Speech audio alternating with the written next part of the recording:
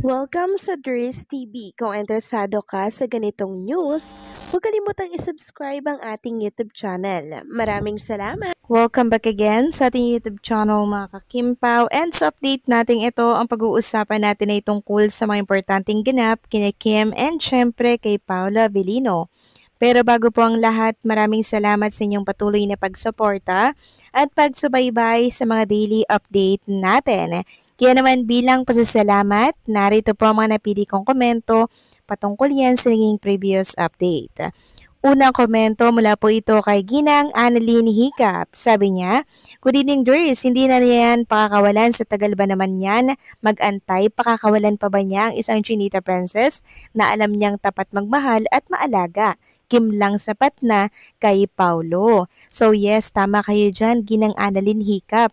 Bale, 15 years pong nag-antay si Paula Avellino para kay Chinita Princess. Biruin nyo yun, galing pa siya ng GMA Network. Tapos lumipat siya ng ABS-CBN. Tapos ang unang-unang gusto niyang makatrabaho, si Chinita Princess. Walang pag-aalinlangan na sinagot yan ni Paula Avellino during interview. Tapos nitong nakaraan lamang sila nabigyan po ng tsansa mga kakimpaw na magkaroon together ng project. Muntikan pa nga pong ayawan ni Chinita Princess yun kasi 3 months po niyang pinag-isipan yun lang mga kakimpaw.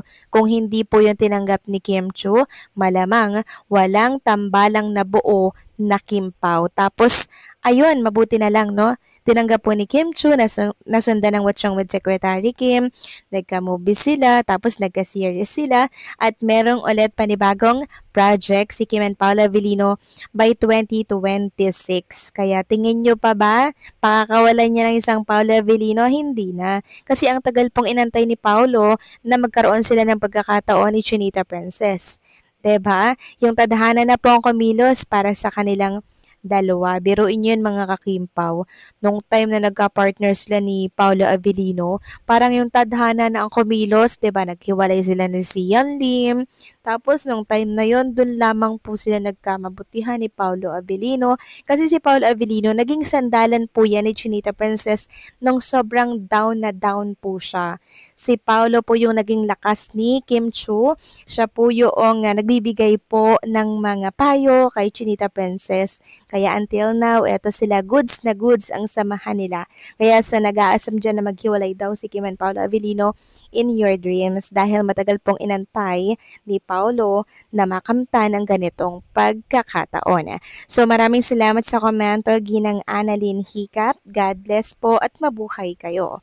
At ang next comment, mula naman po kay Ginang Maria Lavain. Sabi niya, hindi na need ni Kim magpa-sexy at magpaganda to keep Paulo.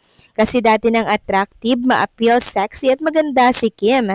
Tsaka mga celebrities, sila mababae o malalaki, need nilang alagaan ang appearance nila. Hindi lang naman din ang physical appearance ang importante sa relationship. Yes, tama po kayo dyan, Ginang Maria Lavain. Hindi na po kailangan ni Chinita Princess magpa-sexy, magpaganda, diba, to keep Paulo. Kasi dati na po at natural na attractive, ma-appeal at sexy at maganda ang isang Chinita Princess. Kasi tingnan niyo yung ibang artista, maganda, sexy, pero iniiwanan pa din, 'di ba? Ang sikreto kasi dito sa isang relationship mga kakimpaw ay ang pagiging totoo mo sa iyong partner. And syempre, yung trust ninyo sa isa't isa. And yung relationship, yung lalim po ng relasyon ninyo. 'Di ba? Tapos, yung pagiging real, yun lang sapat na para hindi ka po iwanan ng karelasyon nyo. Siyempre, kailangan nyo maging real sa isa't isa, hindi po ba? Tama po kayo dyan, hindi lang naman yung appearance, physical appearance ang importante. Trust, di ba? Yung pundasyon, importante yan. Tama po kayo dyan, Ginang Maria Lavena, no? Sa napakagandang komento po ninyo. So maraming salamat sa komento. God bless po at mabuhay kayo. So eto na nga, pag-usapan na natin mga kakimpaw, ang mga topic na nakalap natin sa araw na to ng Lunes, first day of December. Grabe, ilang tulog na lang. Malapit na po ang Pasko mga kakimpaw, ano? And eto nga po, kahit December 1st na, hindi pa rin nagbabago itong ranking ng The Alibay sa iba't ibang panig po ng ating mundo. Grabe, tapon pa rin po sa Pilipinas, Top 3 sa UAE, Singapore top 5, Saudi Arabia top 7, at sa Canada top 8. Ayan, papakita ko lamang po sa mga screen po ninyo. Grabe naman talagang humatak ang Di Alibay. Talaga naman pong nakatutok, hindi lang buong bansa, maging ang iba't ibang panig ng ating bansa. Ganyan kasi ka-intense at kainit din ang mga eksena ni Kim and syempre ni Paolo Avellino. Kaya sinong hindi mapapatutok sa mga serye na yan na inalalabas ng Prime Video PH every Friday. At sa nabalitaan ko, parang nasa episode 14 lang ata to mga kakimpo. So ilang episode na lang pala yung pagsasamahan natin. Nakakasad naman kasi tatapusin na agad itong Di Alibay. So sana may part 2 mga kakimpaw kasi mukhang bitin na bitin po itong mga Kimpaw fans at ang mga viewers kasi nung malaman po nilang episode 14 lang, nang hinayang sila ng sobra, nasad sila doon mga kakimpaw. Pero huwag kayong mag-alala, mayroon pang mga panibagong project na paparating si Kim and si Paolo Avellino. Okay, yan po yung lagi ninyong tatandaan. Pag merong magpapaalam, syempre may magbubukas ulit na panibago for Kim and kay Paolo Avellino. Samantalang next topic naman tayo, pag-usapan natin ang tungkol nga dito sa ating nabasa dito po sa X account. Ito po ay nung time na tinanong si Chinita Princess kung makakagawa pa daw si Kim Chu ng mga daring roles, no? Tapos ito po yung naging reaction ni Paolo Avellino. Sobrang pinag-usapan ito sa mundo ng social media.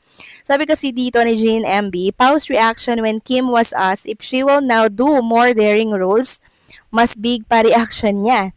Note that he was there during the whole taping of that Alegria dance scenes. Seems di niya kaya if it's not with him. Ako lang to.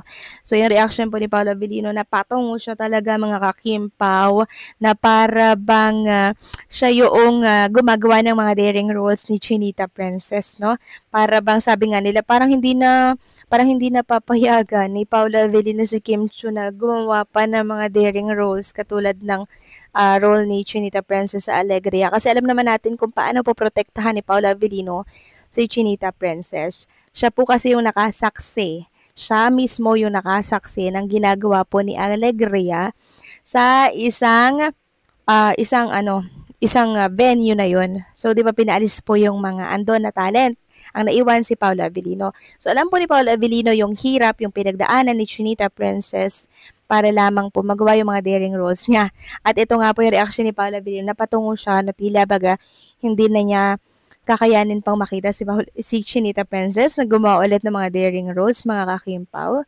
Kasi syempre, alam niya na mahirap kasi talaga rin for Chinita Princess kasi first time itong ginagawa or ginawa ni Kim Chu. Kaya possible po na hindi na pumayag si Paolo Avellino sa ganitong role or eksena for Chinita Princess. So, kayo ba mga kakimpaw, ano po ang masasabi ninyo dito? Please comment down below. So, paano hanggang dito na lamang po ang update natin. Maraming salamat sa patuloy na pagsuporta.